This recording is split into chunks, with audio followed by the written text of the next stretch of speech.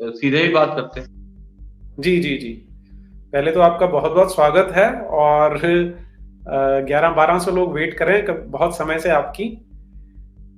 जी धन्यवाद। मोहम्मद। मैं क्षमा चाहता हूं क्योंकि मैं जरूरी काम से भी था और कुछ काम में फंसा हुआ था, लेट पहुंचा, इसलिए लेट आपसे जुड़ पाया। थैंक यू, माफ जी करें। जी। वसीम जी, हम सीधा स्टार्ट करते हैं कि जी पहले तो आपको एक बार फिर से बहुत बहुत साधुवाद कि आपने ये साहस का काम किया है। और हम समझ पा रहे हैं, जैसे आपकी कॉल भी जो आई थी अभी, आपने बताया कि बहुत उल्टे सीधे कॉल आपको आ रहे हैं, वो आएंगे भी। तो सबसे पहला तो ये जानना चाहते हैं कि ये साहस का सोर्स क्या है, आपका सोर्स ऑफ ये जो ब्रेवरी है वो क्या है?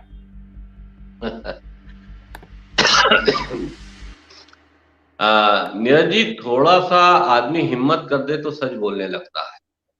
जी और जहां पर इतनी बड़ा एक हुजूम खड़ा हो वहां पर सच बोलना जल्दी लोग नहीं कर पाते, और समझते हुए भी खामोश रहते हैं। और उन्हीं नाइंसाफियों को और उन्हीं गलत बातों को बर्दाश्त करते रहते हैं।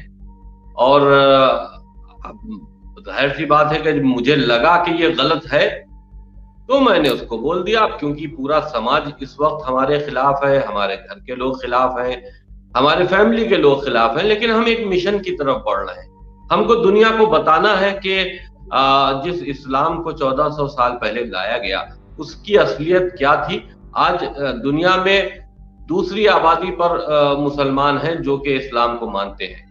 तो देखिए, उस शक्ति को जिसको आपने इस्लाम के रूप में पूज रहे हैं, अल्लाह को मान रहे हैं, हमारा कोई ऑब्जेक्शन अल्लाह पे नहीं है। अल्लाह एक वो शक्ति है कि जिसको सब लोग मानते हैं, अलग अलग नामों से मानते हैं, वो एक शक्ति है। लेकिन अब अल्लाह जिसने नाम इसका रखा वो थे प्रॉफिट मोहम्मद मुसलमानों के। और मोहम्मद के सिलसिले में जो लोगों को पढ़ाया गया है, जो कुरान मजीद में लिखा गया है, जो हदीसों में लिखा गया है, वो सब बहुत ही गलत लिखा गया है। हम ये समझते हैं कि शायद मोहम्मद ने उस वक्त के हालात को देखते हुए अपने को प्रॉफिट डिक्लेयर करके अल्लाह की तरफ से, एक अल्लाह को शक्ति बनाकर उसकी तरफ से झूठे संदेश देकर वहां पर एक ग्रोह बनाया। ग्रोह बनाकर ये कोशिश की कि उनको लोग मानने लगे, प्रॉफिट मानने लगे।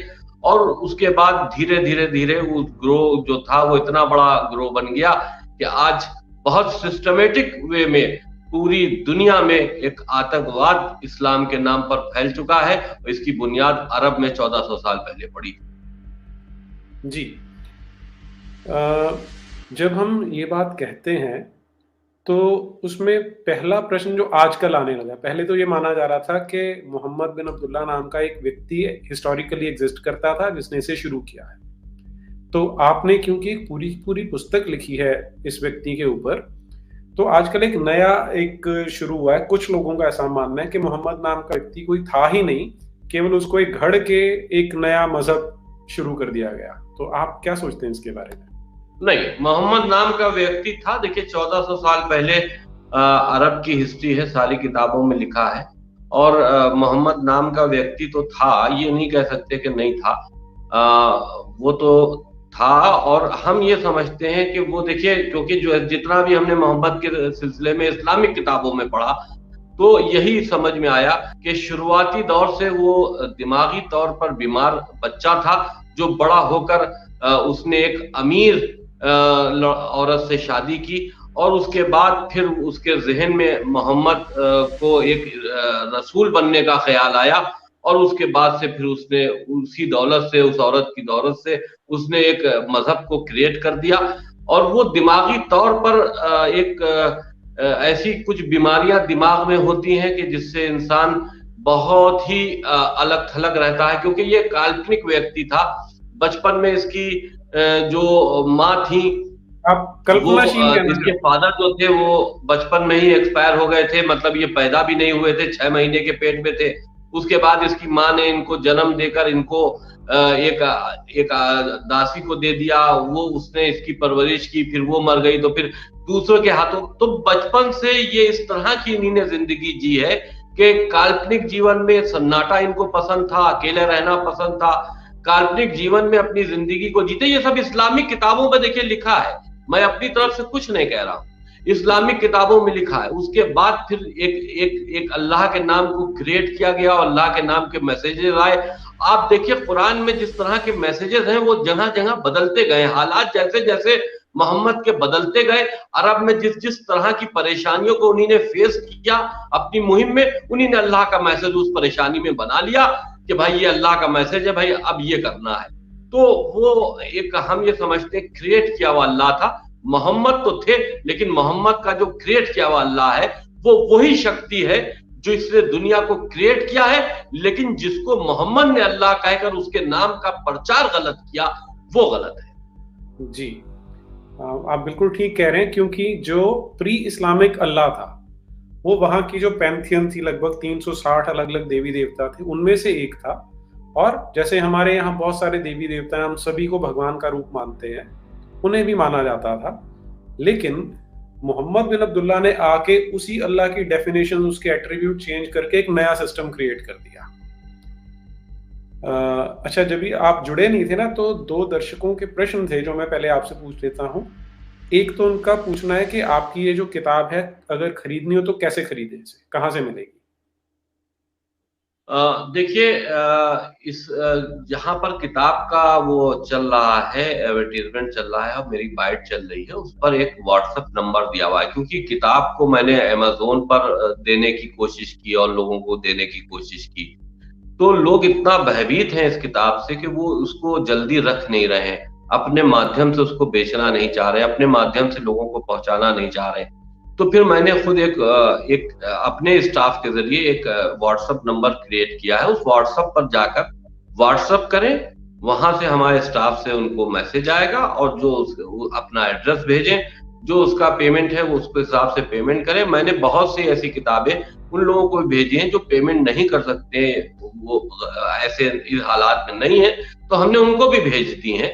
लेकिन जो भी इस किताब के जरिए पेमेंट आएगा वो इसी किताब के प्रचार में खर्च होगा, वो मैं अपनी जाती मफाद में कभी नहीं खर्च करने वाला, और जितना भी पेमेंट इसके बाद इस किताब से बचेगा वो सब राम मंदिर में दे दिया जाएगा।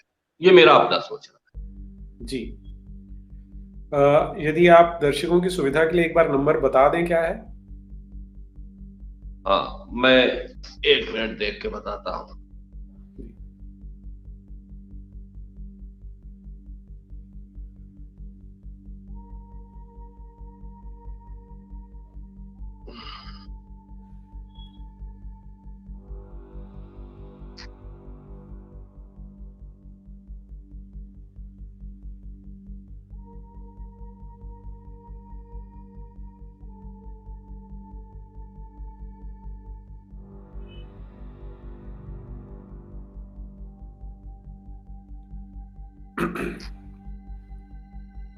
जी मैं देख रहा हूँ, जब तक आप अगर बेहतर हो अपना प्रोग्राम चालू रखें। जो दूसरा क्वेश्चन मुझे आपसे पूछना है, वो एक कोई दर्शक ही है हमारे, उनका कहना था कि जब ये इस्लाम की सच्चाई पता लगती है, इस्लाम और मोहम्मद कुरान की सच्चाई पता लगती है, तो ईमान जब टूटता है तो बहुत दर्द होती है। तो आप भी इस स्थिति में से गुजरे होंगे। अब देखिए, बिल्कुल ये तमाम स्थिति हमको फेस करना पड़ी है, और मैंने इसको देखा, तब जाहिर सी बात है कि देखिए जो चीज सही है, हम देख रहे हैं कि मुसलमानों की संख्या बढ़ रही है लेकिन अकल जो है वो कमजोर हो रही है। उसकी वजह यह है कि इस्लामिक प्रचार जो है वो बहुत तेजी से अब मुसलमानों के बीच में पैदा हो गया है, और वो उस प्रचार को लेकर जिस तरह से वो एक मुहिम चला रहे हैं, उसमें छोटे बच्चों को टारगेट बना रहे हैं, मदरसों के अंदर उनको टारगेट बनाकर ये बात कही जा रही है, उनको इस्लाम पढ़ाने के बजाय उनको इस्लाम में पढ़ाने के लिए कुछ है ही नहीं, जो कुछ है जो उनको पढ़ाने के लिए तो कुछ भी नहीं है। देखिए नंबर आप नोट कर लीजिए, जी, 63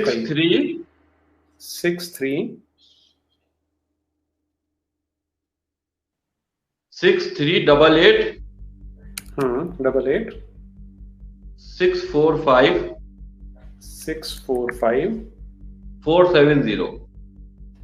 470। ये मैंने चैट में डाल दिया यहाँ पर, तो जो दर्शक हैं यहाँ से पुस्तक मंगवा सकते हैं। हाँ, इस पर व्हाट्सएप करके अपना पुस्तक उसको मंगा सकते हैं।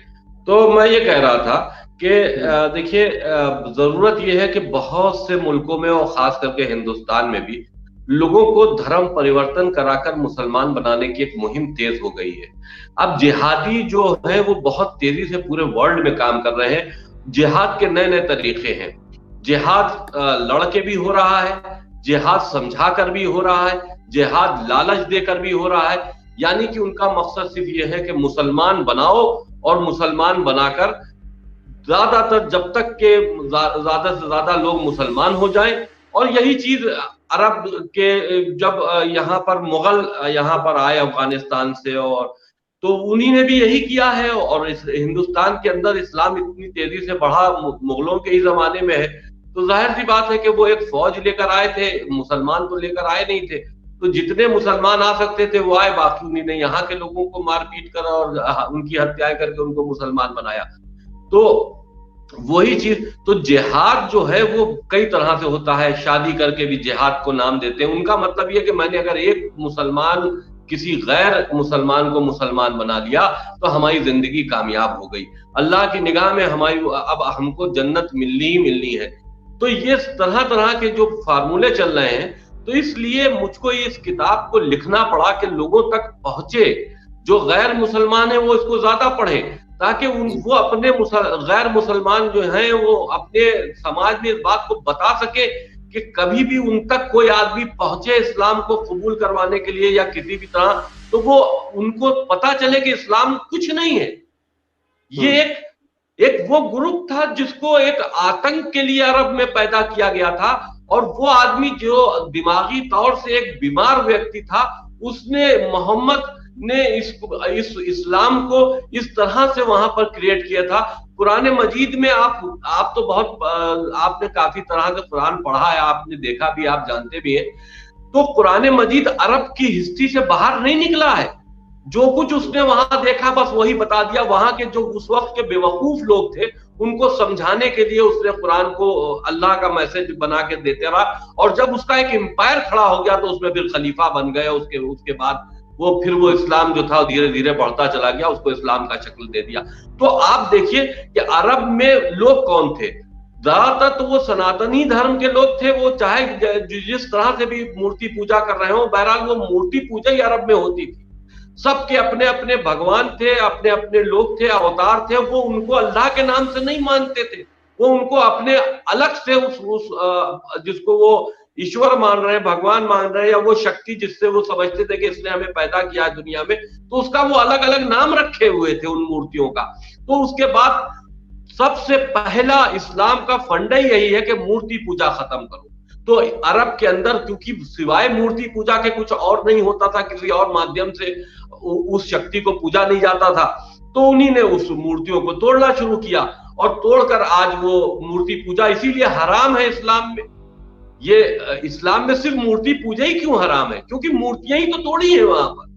जो उनके भगवान थे, जो उनके ईश्वर थे, जो जिस पर वो आस्था रखते थे, उनको तोड़ा है। और तोड़ के अल्लाह का नाम क्रिएट करके और ये कह दिया था वो दिखता तो है नहीं, उसके सिर्फ मैसेज हम तक आते और ये अल्लाह ने मैसेज दिया, जो हम कह रहे हैं वो मान लो, अगर हम नहीं मानोगे तो काफिर।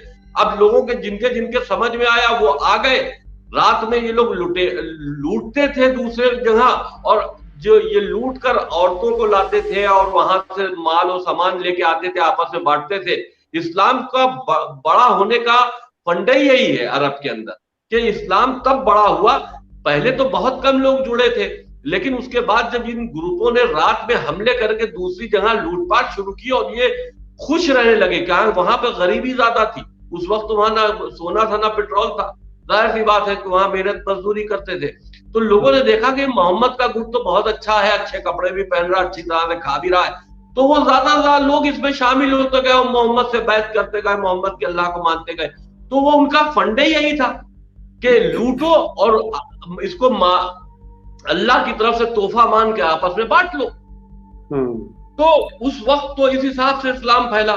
आज भी उसी हिसाब से इस्लाम, उस वक्त भी एक इस्लाम को फैलने की वजह यही थी कि लालच के तहत लोग जुड़े थे और उसके बाद फिर वो बढ़ता चला गया। आज भी वही चीजें हो रही हैं। तो इसलिए इस किताब को लिखना बहुत जरूरी था, फैक्ट सामने लाना बहुत जरूरी था, और ये बड़ा मुश्किल काम था। जिस मुश्किलों से इस वक्त हम गुजर रहे हैं, हम जानते हैं कि हम मतलब किसी भी तरह से सेफ नहीं है। ठीक है, कोई बात नहीं, हम मौत से नहीं डरते, वो एक अलग इशू है, मौत कब तक आनी है आ जाए।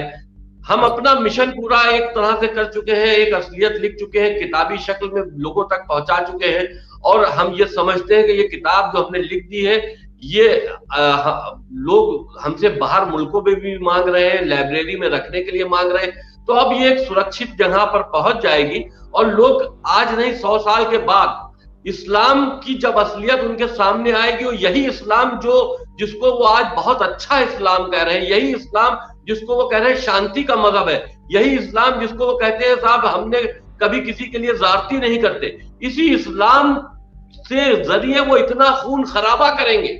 आप देखिएगा, इसी इस्लाम के जरिए एक अति हो जाएगी खून खराबे की, और उसके बाद फिर जो इस्लाम को मानने वाले लोग हैं वो खुद इस्लाम से घृणा करेंगे, इस्लाम से दूर भागेंगे, क्योंकि रिजल्ट्स इसके अच्छे नहीं होने वाले।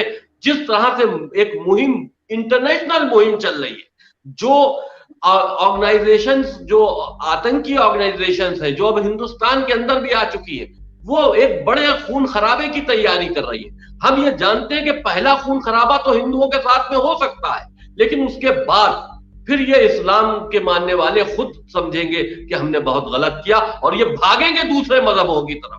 फिर ये भूल समझेंगे कि रसूल ने तुम्हारे साथ क्या किया था, जिसको तुम रसूल मान रहे थे तो फ्रॉड था। उसने अपने हित में एक बहुत बड़ा एम्पायर खड़ा किया, वो किसी की नहीं सुनता था, सिर्फ अपनी बात करता, और अपनी बात मनवाने के लिए उसको अल्लाह का मैसेज बता देता था। ये था प्रॉफिट मोहम्मद की असलियत। जी जी। वसीम जी, क्योंकि आप शिया वक्फ बोर्ड के चेयरमैन भी रह चुके हैं, तो आपने तो देखा होगा कि मदरसों में क्या होता है और किस तरह से मदरसे फैल रहे हैं। हालांकि आपने इस बात की ओर इशारा किया भी है, लेकिन ये जब हम कल्पना करते हैं कि उन बच्चों को क्या सिखाया जा रहा है, तो जब वो बड़े होंगे, मान लीजिए आज से 5 साल बाद, 10 साल बाद, ये जब लोग निकलेंगे, तो एक सिविल वॉर जैसी सिचुएशन क्रिएट हो सकती है।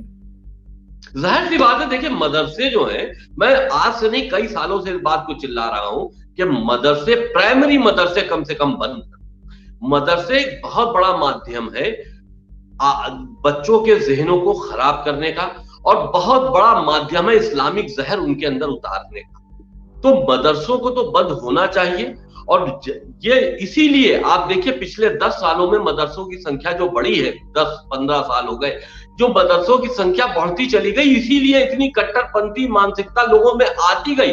आज हिंदुस्तान बदल रहा है, हिंदुस्तान का इस्लामीकरण अगर होता दिख रहा है तो इस वजह से दिख रहा है कि जो पहले क्या मुसलमान नहीं था, पहले भी यहां मुसलमान था, लेकिन वो एक हिंदुओं के साथ में मिलकर रहता था, तो उसके ज़हनों में इतनी कट्टरपंथी बातें आती नहीं थी। वो इस्लाम मानता जरूर था, लेकिन इस्लाम को समझा नहीं था। आज इस्लाम समझाने के लिए मदरसे खुल चुके हैं, इस्लाम समझाने के लिए जमातें आ रही हैं उनके बीच में।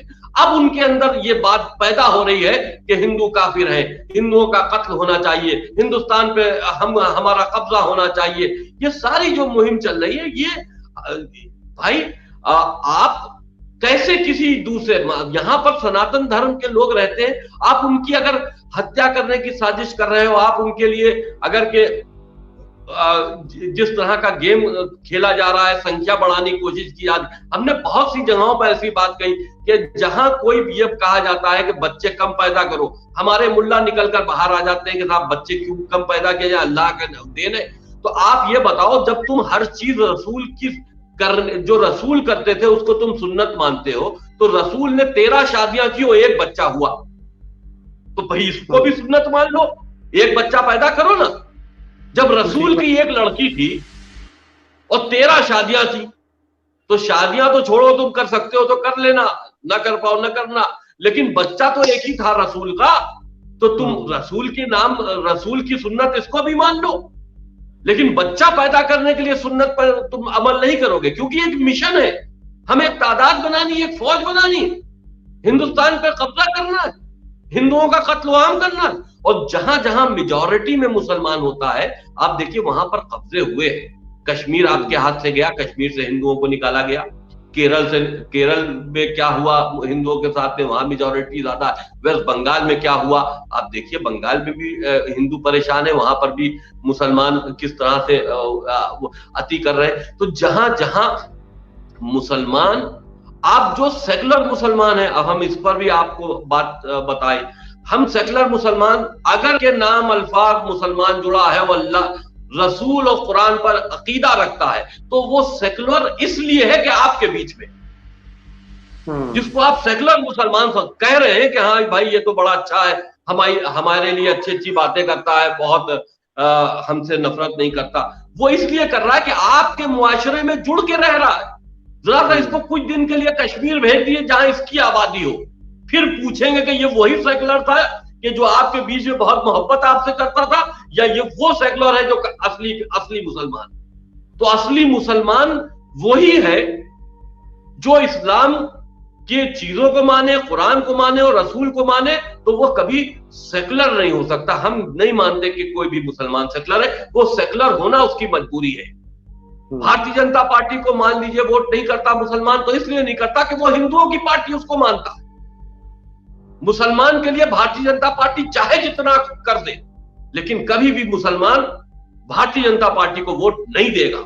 और हिंदुस्तान के अंदर मुसलमानों के वोटों से जीती हुई पार्टी चाहे सेंट्रल में बने और चाहे किसी स्टेट में बने, मुसलमानों के वोटों से जीती हुई कोई भी सियासी पार्टी की अगर सरकार बनती है, तो आप ये समझिए उस प्रदेश के लिए भी खतरा है हिंदुओं के लिए, और पूरे मुल्क के लिए भी हिंदुओं के लिए खतरा है। क्योंकि वो जिनके वोटों से जीत के आए, चाहे थोड़ी सी भागीदारी क्यों ना हो, लेकिन वो जो जीत के आए हैं, कांग्रेस के दौर में इतने बड़ा कांग्रेस ने सबसे ज्यादा हुकूमत की है। कांग्रेस मुसलमानों के वोटों से जीतती थी, इसलिए आज जो कट्टरपंथी संख्या है वो ज्यादा हो गई है, क्योंकि वो पनपते रहे, उनको ढील मिलती रही।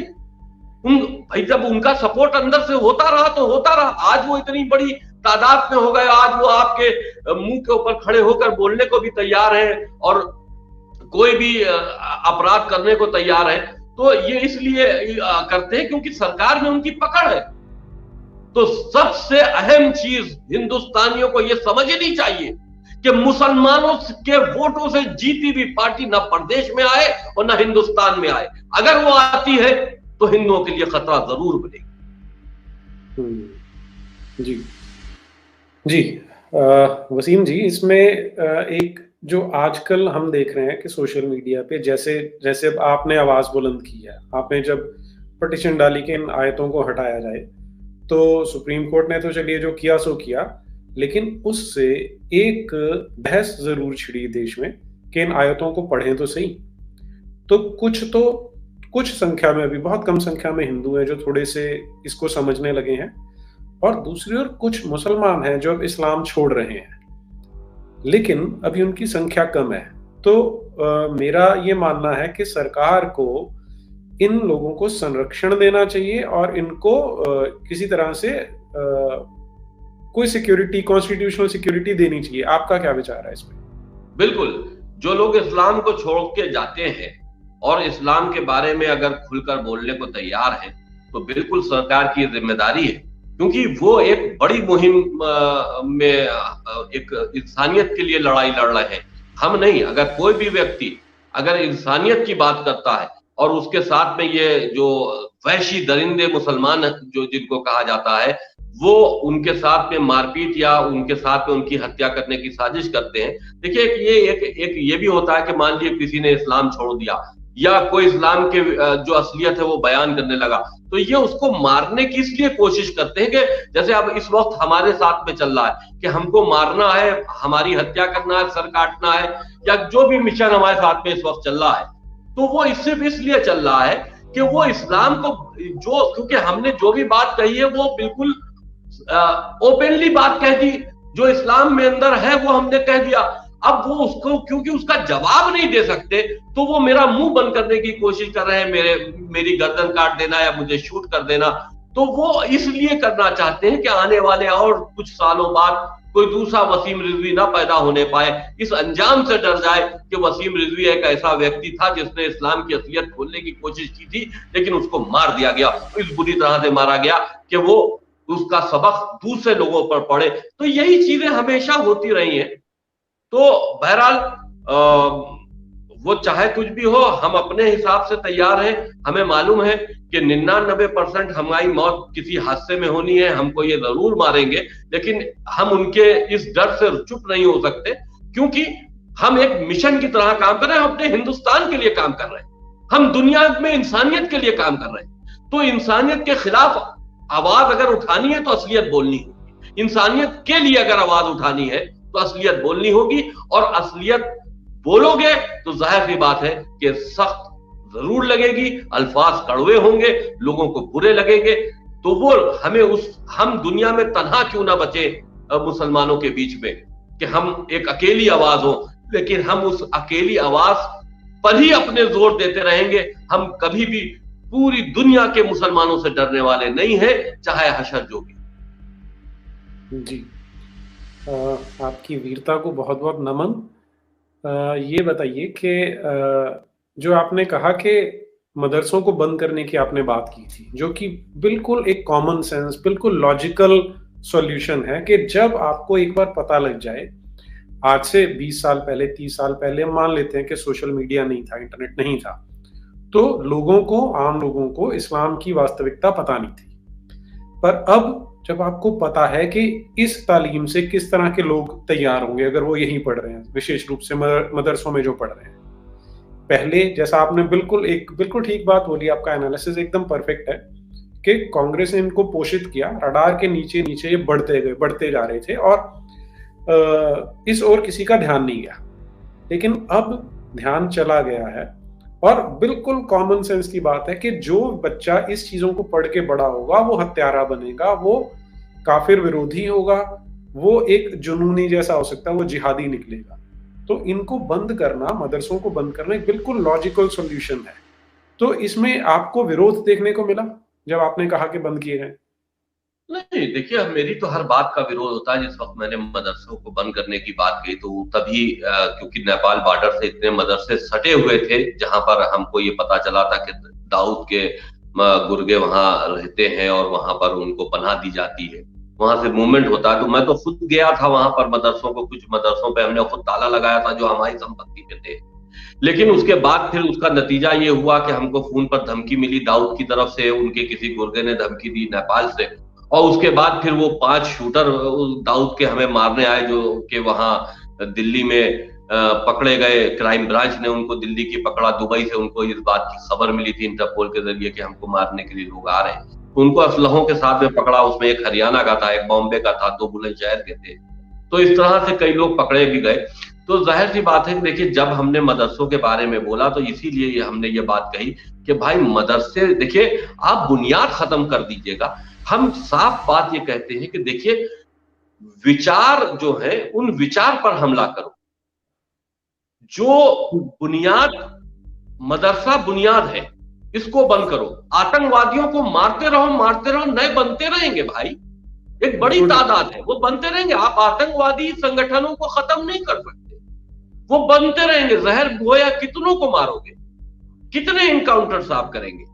तो आप बुनियाद खत्म कीजिए। अगर आप बुनियाद खत्म कीजिएगा, विचार के ऊपर हमला करेगा, जैसे मैं विचारों के ऊपर हमला करके उनको समझा रहा हूं कि देखो तुम्हारे विचार गलत है, तो ये विचारिक हमला है।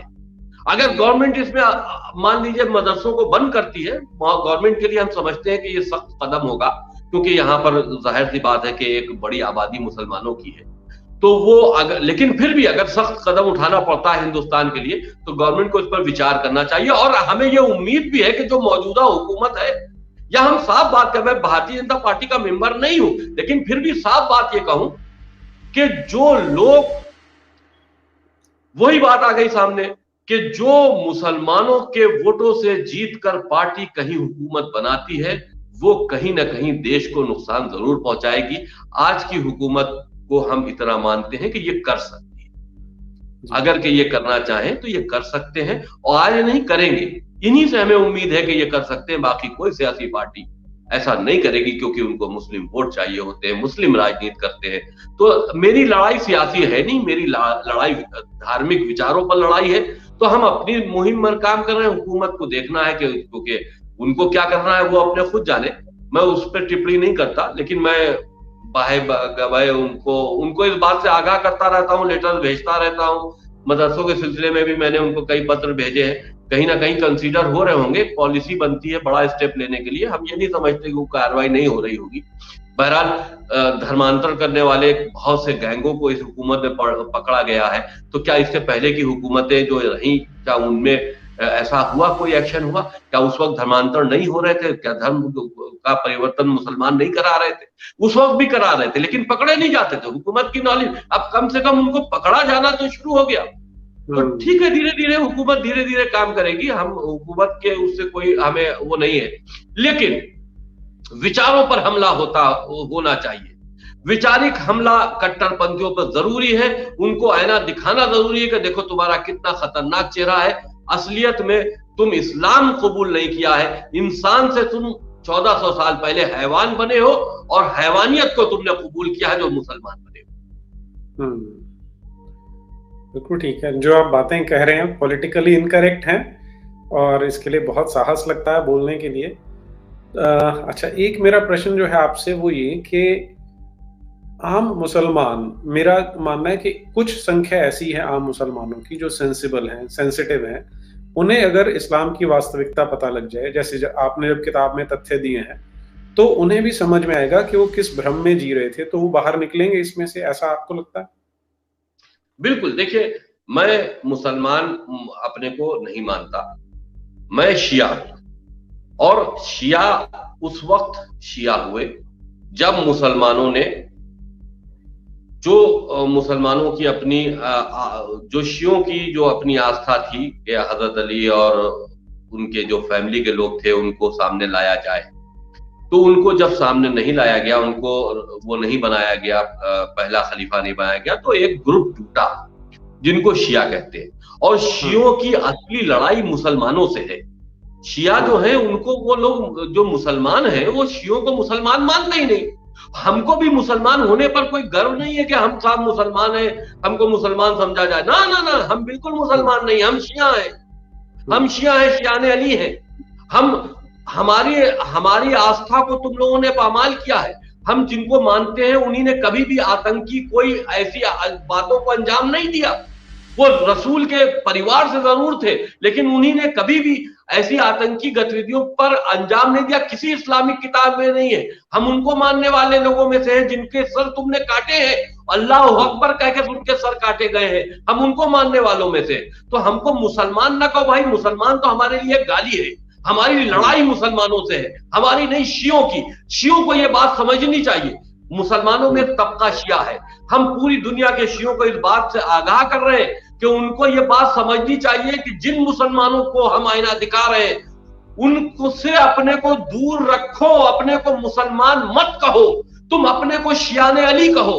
ये मुसलमान वही मुसलमान है जिन्होंने तुमको पामाल किया है, तुमको हर जगह मारा है। आज भी पाकिस्तान, ईरान, इराक, अफगानिस्तान, हर जगह शियों को गैर मुसलमान समझकर मारा जा रहा है। तो हमको क्यों इस बात का बहुत फख्र होना चाहिए कि निजाम हमको मुसलमान मानो? हमको बिल्कुल मुसलमान मत मानो। हम तालिबान की श्रेणी में आना नहीं चाहते। तालिबान अगर मुसलमान है तो हम मुसलमान नहीं है। तालिबानी मानसिकता अगर मुसलमानों की मानसिकता है तो हमारी वो मानसिकता नहीं है। हम ईश्वर को मानते, अल्लाह को मानते, तो अल्लाह की इमेज को वो मानते हैं जिसमें इंसानियत हो। कुरान से लेकर हम अल्लाह की इमेज को नहीं मानते। कुरान में जो लिखा है उस हिसाब से हम अल्लाह को नहीं मानते। हम अल्लाह को मानते हैं उस शक्ति के रूप में जिसने दुनिया कायनात को बनाया, हर इंसान को बनाया, हिंदू हो, मुसलमान हो, सिख हो, ईसाई हो, सबको उसी शक्ति ने माना है, उसी शक्ति ने पैदा किया है। उस रूप में, जिस रूप में आप ईश्वर मानते हो, जिस रूप में क्रिश्चियन गॉड मानते हो, उसी रूप में हम अल्लाह को मानते हैं। लेकिन रसूल, पैगंबर, जिन लोगों ने इनको क्रिएट किया है, तो क्रिएटर्स जो थे वो गलत थे। हम शक्ति का नाम अगर मुसलमान अल्लाह दे चुके हैं तो अल्लाह की इमेज को साफ करो और रसूल और कुरान और इस्लाम की हदीसों को अपने मजहब से बाहर करो। इंसानियत के मजहब को इख्तियार करो, इंसानियत के मजहब को इख्तियार करो और उस शक्ति को मानो, पूजो जो कि दुनिया को क्रिएट करने वाली शक्ति है। तुम उसका कोई भी नाम दे लो, हमें कोई एतराज नहीं है। इबादत किसी तरह से भी करो, मंदिर जाके करो, गिरजा जाके करो, मस्जिदों में करो, कहीं करो इबादत, लेकिन रसूल को और उस जो फर्जी किताबें हैं उन किताबों को किनारे करो। इबादत करो, अल्लाह की करो, ईश्वर की करो, भगवान की करो, किसी की इबादत करो, इंसान बन के करो। हैवानियत का जो चोला तुमने ओढ़ रखा है ये गलत है। जी, आपकी बातों से मुझे ध्यान आया, एक और लड़का है जिसे सन ऑफ हमास कहते हैं नॉर्मली, हसन मुसाब यूसुफ। उसका कहना है कि आप ये तंजीमें खत्म करते रहेंगे जो इस्लाम के नाम पे बनती हैं, लेकिन जो सबसे बड़ा टेररिस्ट है वो वाला गॉड है जो कुरान के अंदर बैठा है।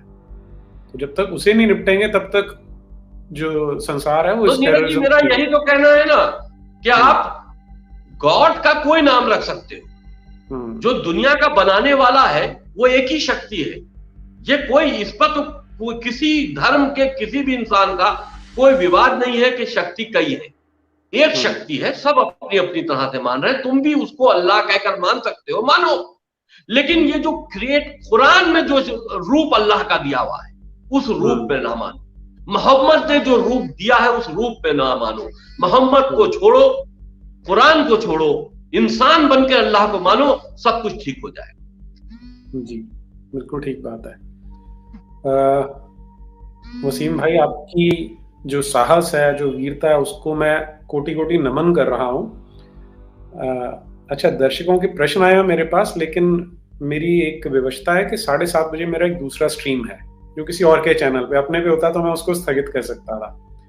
तो क्योंकि अभी भी लगभग 2500 दर्शक जुड़े हुए हैं, तो क्या आप हमें कल का समय दे पाएंगे ताकि हम ये चर्चा दोबारा आगे कंटिन्यू कर सकें?